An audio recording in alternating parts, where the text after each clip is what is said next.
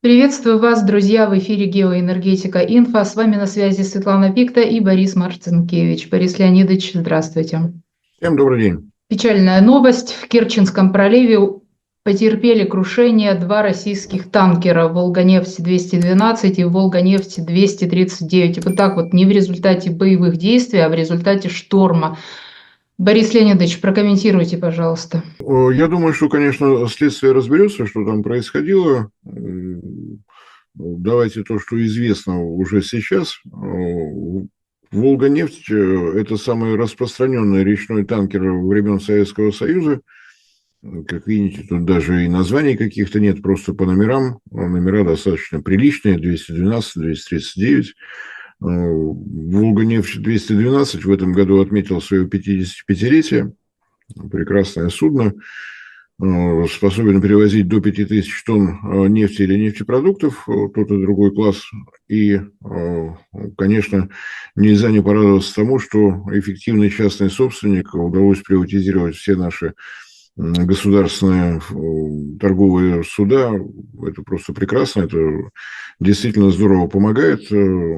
Порт приписки Санкт-Петербург, владелец судна Кама Шиппинг, Пермь, заказ на перевозку груза поступил из Самары. Вот тут замечательно все.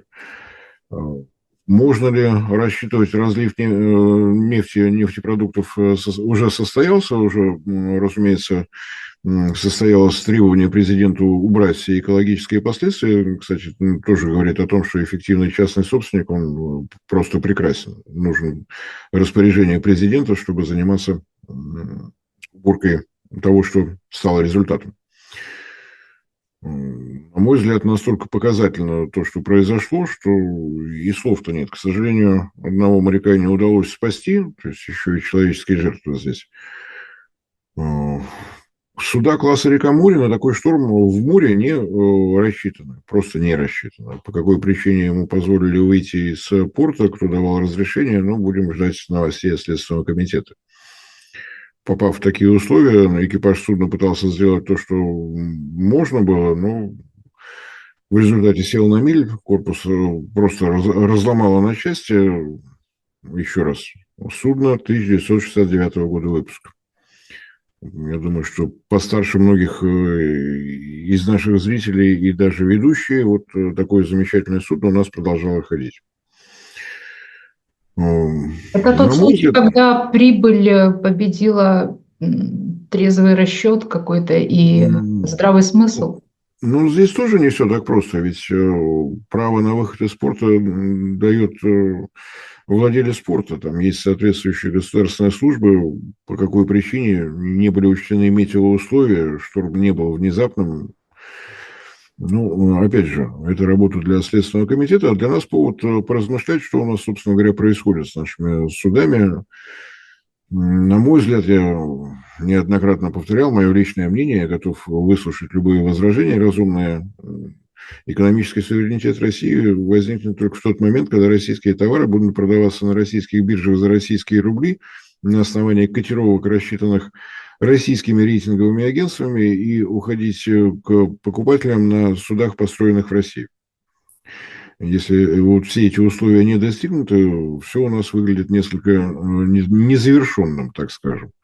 На день сегодняшний напомню, что из 100% морского экспорта на собственных судах Россия осуществляет не более 10% поставок. Все остальное суда зафрахтованные в самых разных местах.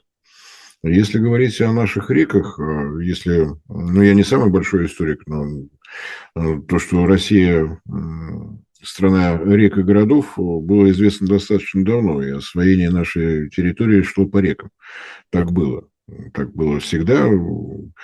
Так мы добрались до Дальнего Востока. Но сейчас все немножечко изменилось. Если брать данные грузооборота по итогам прошедшего года, то речная транспортировка выросла почти на 20% по показателю год к году и достигла 1% от общего грузооборота водного. По-моему, очень неплохой результат, очень показательно то, что удалось приватизировать многочисленные судостроительные заводы, работавшие в самых разных наших речных городах. Не только в европейской части исчезли судостроительные, судоремонтные заводы на Оби, их нет в Омске, их нет в Тюмени и так далее, и так Катастрофическая далее. ситуация, судя по тому, что вы описываете, это просто катастрофическая ситуация для суверенитета, действительно. Ну, мне тоже так казалось, об этом специалисты говорят достаточно давно. На месте вот этих никому не нужных судостроительных, судоремонтных заводов сейчас высятся красивые торговые центры, жилая застройка и так далее, и так далее. Если брать там показатели, но у меня просто вот в голове то, что происходит, допустим, на реке Лена в Якутии, средний возраст бывшего Ленского объединенного речного пароходства, ну, его, разумеется, приватизировали, все в порядке, превышает 50 лет. То есть там суда вот такого же возраста, как и почившие в БУЗе с номером 212 Волгонефть. И вот этим мы пытаемся каким-то образом оперировать для того, чтобы попробовать хотя бы в каких-то местах нарушить полнейшую монополию РЖД. РЖД удивительная компания, с одной стороны, с другой стороны, ее поведение совершенно логично, поскольку у нее нет конкурента. Если это полная монополия, ну, мы получим вот тот результат, который получаем. На мой взгляд, удивительные результаты, достойные всяческих наград, похвал и так далее. У нас последовательно растет транзитная мощность восточного полигона. В этом году она должна достигнуть 180 миллионов тонн, при этом ожидается, что проведено будет 165. Друзья, YouTube блокирует. Возможно, наш канал следующий, и это видео последнее. Подписывайтесь на наш телеграм-канал Геоэнергетика Инфо, ссылка в описании и закрепленном комментарии. Подписывайтесь прямо сейчас, чтобы не потерять нас. Не ждите окончательной блокировки YouTube. То есть, наращивая возможности восточного полигона, мы получаем снижение грузооборота через него. Называется масса причин. У нас здесь и инфляция, и, разумеется, санкции мешают работе восточного полигона. Это совершенно логично. И слишком много вагонов, и слишком мало вагонов. Тысячи причин, миллионы причин. Все они чрезвычайно важны. Но я просто позволю себе напомнить, что когда был построен магистральный нефтепровод Восточная Сибирь, Тихий океан, ВСТО, и нефть ушла с железной дороги в объятия Транснефти, неожиданно выяснилось, что РЖД способна работать намного оперативнее, предложить снижение тарифов. Мне кажется, до той поры, пока у нас речной грузооборот не станет прямым конкурентом РЖД, ситуация не изменится. Что бы мы ни рассказывали, неважно, там, я сейчас не про государственный строй. Если есть монополист, он будет диктовать свои условия всем, что он, собственно говоря, и делает. И не знаю, заметил кто-то или нет, но в пятницу Владимир Владимирович Путин провел совещание, касающееся кризиса в угольной отрасли, а он сейчас, наверное, крупнейший с 90-х годов. Снижение объемов добычи, по словам вице-премьера Александра Новака, 1% – это прекрасно, но снижение поставок в Китай 15%. Восточный полигон не справляется. Если посмотреть на действия правительства в предыдущие годы, для того, чтобы увеличить поток товаров в Юго-Восточную Азию и из Юго-Восточной Азии, были простимулированы все владельцы портов Дальнего Востока. Вот сейчас порты Дальнего Востока недозагружены минимум на 40 миллионов тонн. Грузов просто не проходит, не получается. При этом у нас достаточно много разговоров идет о том, что нужно развивать наш Северный морской путь для того, чтобы не только проблему северного завоза решить, но и сделать еще одну попытку сшивания в единое целое нашей огромной территории. Если мы посмотрим, что у нас происходит в морском судостроении, радость будет не менее замечательная. У нас есть балкеры усиленного ледового класса, У нас есть танкеры усиленного ледового класса, работающие, все в полном порядке. Входят они во флот Норникеля. Проект разработан у нас в Санкт-Петербурге, всех этих судов, построены в Финляндии и в Германии. Они уже и хороший стаж имеют, им уже лет по 20. То, что мы имеем возможность наши собственные чертежи использовать для того, чтобы строить для самих себя, известно. Делать этого пока негде. У нас единственная судостроительная мощность, способная производить суда класса усиленного ледового класса, вплоть до Арк-7, это судостроительный комплекс «Звезда» на Дальнем Востоке, в городе Большой Камень, через пролив от Владивостока. Начало строительства завода 2009 год, он пока строится. Я предлагаю всем испытать гордость по этому поводу.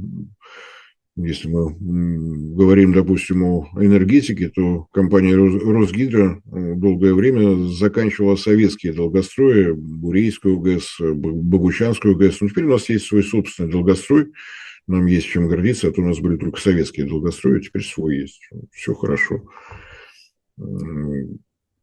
Я так никогда и не смог понять вот это организационное решение курирования строительства судостроительного комплекса «Звезда» и самого судостроительства, порученное компании «Роснефть». С чем был связан этот выбор, мне сказать сложно. Я, конечно, всегда подозревал, что Игорь Иванович Сечин очень любит суда, все-таки вот как-то вот так у нас получилось. Завод строится, ну, как может строить нефтяная компания судостроительный завод, не будучи профессионалами. Естественно, шла попытка использовать наилучшие доступные технологии, классика жанра. Если ты строишь новый завод, ну, будь добр, самые новые технологии там и используй. Что, собственно говоря, и было сделано, но поскольку у нас в течение 20 с лишним лет судостроители заказов не получали, мы уверенно фрахтовали суда, на чужих судах мы вывозим уголь, нефть, нефтепродукты, лес, зерно, все вывозится на чужих судах. Были проблемы. Соответственно, для того, чтобы заниматься строительством судов, я сейчас не касаюсь танкеров, газовозов, но было принято решение, что суда должны быть экологически чистыми. Двигатели должны иметь возможность использовать СПГ в качестве моторного топлива. Замечательно. В России ничего подобного не производилось. Выбрали лучших. Компания Вärtsilä. Финляндия действительно замечательные совершенно двигатели, способные работать на дизельном топливе, на СПГ, на чем угодно, причем переход с одного вида топлива на другой это за 90 секунд. Великолепно совершенно. В 2022 году финны ушли. Так называемые винторулевые колонки, как объяснить на пальцах, под днищем судна дополнительные винты, которые могут вращаться вокруг оси, хоть по 360 градусов. То есть вот судно шло носом вперед, вот оно пошло бортом в бок. Вот такие вещи. Они должны иметь определенную мощность в зависимости от веса судна, от водоизмещения судна. Как бы понятно. Если судно тяжелое, значит, нужен большой винт, который позволит ему... Вот сейчас он шел носом вперед, вот сейчас он пошел кормой вперед.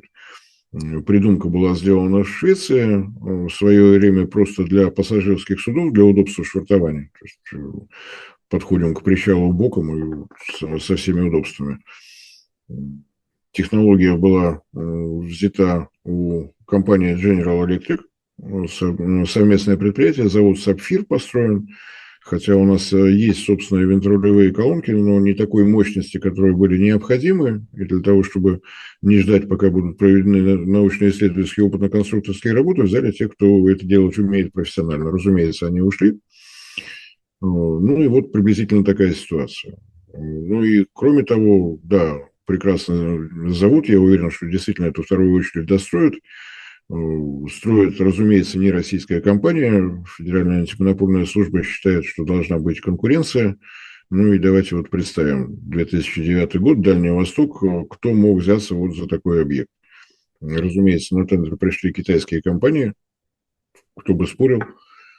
Разумеется, выиграли, разумеется, строят. Было бы странно, если было бы иначе.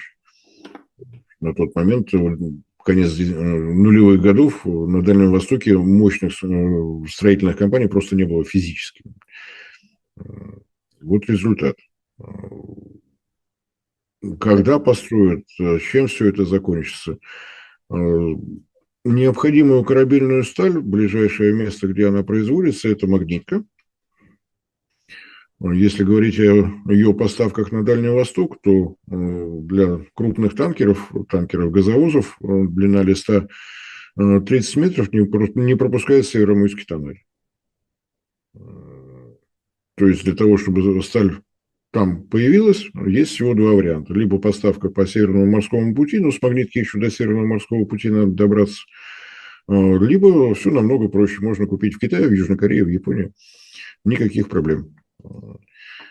Как ни удивительно, компания «Роснефть», занимающаяся нефтью, предложила строительство металлургического завода на Дальнем Востоке, в бухте Сухой Дол, от Большого Камня в 30 километрах. Совершенно разумное решение. Проект есть, строительства нет. Причина тоже понятна. Компания «Роснефть», она все-таки занимается нефтью. Крупнейший на планете новый нефтедобывающий проект называется «Восток Ойл». Там было два иностранных акционера по 10% акций. Чтобы был понятен масштаб этого проекта, 10% акций стоили $7 миллиардов. Вот такой проект. Они ушли. Соответственно, все планы по Восток Ойл сейчас в руках только Роснефти. Это ее все-таки основная деятельность. Она именно поэтому называется Роснефть. И в сложившейся ситуации инвестировать еще и в металлургический завод, вот, нефтяная компания и металлургический завод, не получается. Никто на это внимание не обращает. Площадка выделена. По-моему, успели подготовить к заливке фундамент. Ну, ямы есть, больше вот кончились деньги. Разумеется, Роснефть могла бы взять кредит, но почему-то она этого делать не хочет, даже не знаю почему. Какие-то они странные. В Роснефти неплохой, в принципе, сейчас. Это не первая ситуация в энергетике, когда на компанию, допустим, Роснефть или Росатом навешивают какие-то дополнительные странные функции. Ну, вот Росатом, да, Росатом вытягивает. Причины разные, но, на мой взгляд, одна из них... Росатом повесили мусоростроительные, да, какие-то проекты, насколько мусоросжигающие. Все, что теперь у нас есть федеральный экологический оператор, на Росатоме висит работа с отходами первого-второго класса опасности. Первый класс опасности – то, что природа не переработает никогда. То есть, если вот просто оставить что-то полежать, то вот оно и будет всегда лежать. Но второй класс опасности природа справится лет за 50. Ну, не будем вспоминать все, что навешано на Росатом, справляется. Я просто вспомнила, потому что типичная ситуация показалась мне типичной, и не только в энергетике, потому что, например, у нас есть еще прецеденты, которые я не хочу сейчас вспоминать, ну, например, на ФСБ навесили ПВРы, ну, к примеру. Вот мне кажется, это какая-то, вот знаете, это система какая-то. Я думаю, что это просто от безысходности. Росатом справляется, потому что, несмотря на все наши демократические времена, мы отряхнули прах с его ног. Напомню, как выглядел атомный проект на заре его становления, как он зарождался. Был верховный руководитель Иосиф Виссарионович Сталин, у него был ровно один топ-менеджер, Лаврентий Павлович Берия, который занимался всем, что было связано с организацией. И научный руководитель Игорь Васильевич Курчатов. Вот такой триумвират. Росатом и Роскосмос – это две корпорации, которые напрямую подчинены президенту, минуя правительство. Если мы посмотрим уставные документы Росатома, то высшим исполнительным органом государственной корпорации по атомной энергетике Российской Федерации Росатом является ее генеральный директор. В количестве 1 штука. Ну и такой традиционный вопрос в адрес тех, кто глубоко не посвящен. Вот имя Игоря Васильевича Курчатова, как научного руководителя атомного проекта, стало известно далеко не сразу. Внимание, вопрос. Кто сейчас руководит ядерным оружейным комплексом Росатома? Ну, вот так. Тоже ровно один человек, Олег Никандрович Шубин. То есть вот этот триумвират остался. Нет дополнительных советов директоров, советов акционеров, заседаний и прочего-прочего. Есть властная вертикаль в количестве 3 человек, несущих персональную ответственность. Результаты мы видим. Они, к сожалению, неэффективные частные собственники, они государственные служащие. В Роснефти, ну, вот сложилось так, как сложилось. У нее действительно есть свои профильные обязательства, она не может их бросить. И было бы странно, если бы она во все стороны. У нас сейчас начались переговоры о том, что судостроительный комплекс «Звезда» войдет в состав Объединенной судостроительной корпорации, которая сейчас вынуждена управлять банкиры из ВТБ. Они этого не хотели, их попросили вмешаться в ситуацию, потому что финансовая ситуация в ОСК была просто катастрофической. Сколько времени понадобится на то, чтобы развести завалы, сказать сложно. Неоднократно президент поднимал вопрос о том, что нужны новые судостроительные мощности, минимум по одному заводу, один на западном побережье, другой на восточном побережье, но пока дальше разговоров дело не идет. Будем надеяться, что рано или поздно ВТБ как-то справится. Проблема, почему такая возникла в Объединенной судостроительной корпорации, не от хорошей жизни, 20 лет сидеть без заказов. Потом, на мой взгляд, невероятно удачный ход правительства господина Медведева, те самые квоты под киль. Рыболовецкие компании могут получить квоты на вылов рыбы только в том случае, если работают на судах, построенных в России. Простенько, буквально в 2 строчки. И, соответственно, все наши судостроительные заводы были мгновенно просто... Вот фонтан заказов пошел со стороны у нас рыболовецких компаний много, и много чего надо. 20 лет не работая, не получая постоянных заказов, получив, ну, все-таки одно дело, вот Волгонефть с номером 212, там понятно, вот если она 239 по номеру, вот она такая и есть. Что такое заказы от рыболовецких компаний? Одному нужно ловить сельдь где-нибудь в Баренцевом море, второму крабов на Дальнем Востоке, одному 5 судов, второму 4. То есть здесь конвейерного производства не получилось. Разумеется, судостроительные компании все, что видели, соглашались сразу, мгновенно, ну и досоглашались. Что-то не пошло в Сирию, поскольку не получалось оснастка, то есть все, что кроме двигателя и корпуса заказывалось то в Европе, то еще как-то что-то шло, что-то не шло. Умудрялись еще и рыболовецкие компании заказ на ходу переделывать. В общем, вот результат. То есть если долго не есть, а потом сразу проглотить 5 тарелок борща, то живучку будет бубом, что мы наблюдаем. Ну, что мы там 12 июня празднуем, да, вот суверенитет России мы 12 июня празднуем. Вот он не прошел бесследно, я так понимаю. Сейчас просто плакать хочется от ваших слов, честно говоря. Ну, на мой взгляд, я могу ошибаться, мое личное оценочное мнение не более того, то, что судостроение должно было стать одним из наших национальных проектов, мне казалось очевидным. Но нам намного важнее искусственный интеллект, роботизация, цифровизация, ESG-повестка, водородная программа, программа низкоуглеродного развития России, очень много программ важных, необходимых с судостроением пока вот тогда. Ну, то есть, соответственно, возникает вопрос. Есть у нас что-то такое, вот, ну, вот, что мы можем в конце сказать обнадеживающего? То, что все наши судостроительные заводы действительно загружены. Работа есть, работы много, и меньше ее точно не станет. Будет ли обращать внимание правительство на эту отрасль, мне сказать сложно. В 2022 году, после своей поездки по Дальнему Востоку, наш премьер-министр дал поручение министру торговли этой, как ее, промышленности, необходимости разработать новую стратегию развития судостроительной отрасли. Предыдущая была создана в 2018 году и предусматривала, что вот в этом году загрузка наших судостроительных мощностей должна составить уже 74%. Жизнь показала то, что стратегия была великолепна, у нас сейчас загрузка превышает 100%. Но тогда вот эта разработка была поручена господину Мантурову, он не успел справиться, тут и пандемия, и, разумеется, все, что происходит после февраля 2022 года.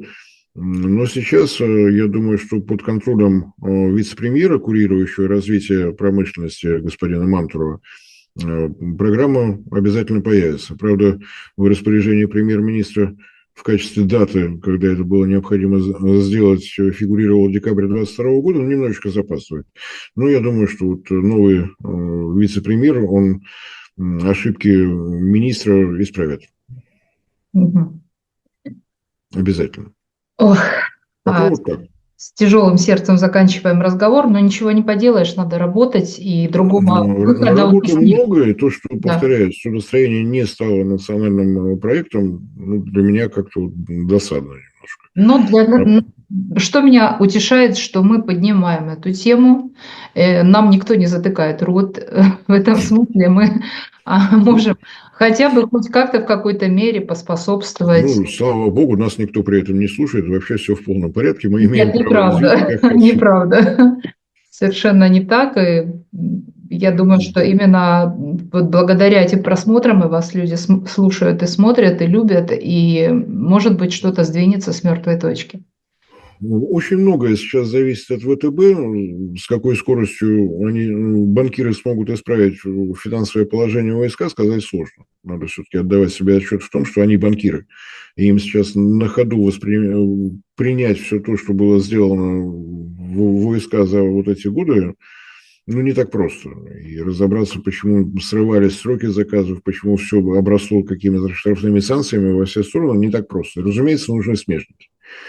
Нужны смежники. Современное судостроение крайне высокотехнологичная отрасль. Это не будем забывать, что и спутниковая навигация под это требуется, и многое-многое другое. Но для нас сейчас главное, конечно же, цифровизация, роботизация и искусственный интеллект. Они важнее всего. Они очень помогают гибщикам металлов на судостроительных заводах, такелажникам очень помогают. Спасибо, Борис Леонидович. Я думаю, что все-таки наши переживания не останутся бесплодными. И, друзья, следите за нашими соцсетями. Призываю всех подписываться и ждем вас в наших эфирах. Ну, а нам остается держать кулаки, чтобы ситуация, которая, мне кажется, лакмусовой бумажкой состояния нашего судостроительной отрасли, не повторится. Будем надеяться, что все будет в порядке. Всем спасибо за внимание. Всем всего доброго.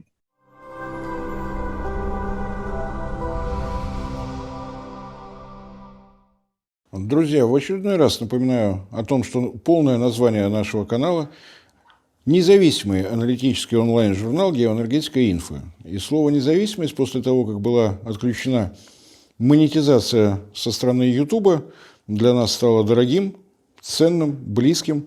Для того, чтобы сохранять независимость, вы прекрасно понимаете, что в наше тревожное время необходимо прежде всего альтернатива, поиск спонсора, который будет задавать нашу новостную повестку, нашу, так скажем, стратегию и тактику, нам кажется не самым удобным. Поэтому напоминаю о том, что нас можно видеть прежде всего в нашем телеграм-канале, где мы стараемся сообщать все новости, касающиеся нашей работы, наших новых проектов.